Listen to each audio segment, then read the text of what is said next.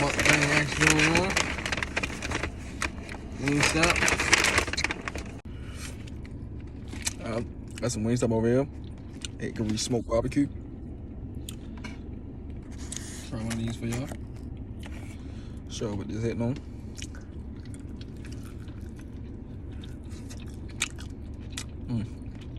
That'd be good.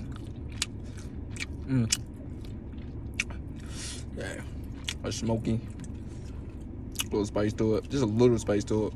But mostly, pretty good flavor. The chicken well done, pretty good. Try with some ranch.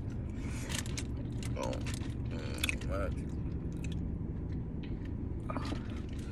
so I see that fight.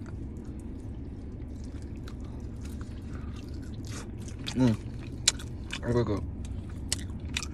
So 8 out of 10 with the ranch. 7.5 without the ranch. Let's go.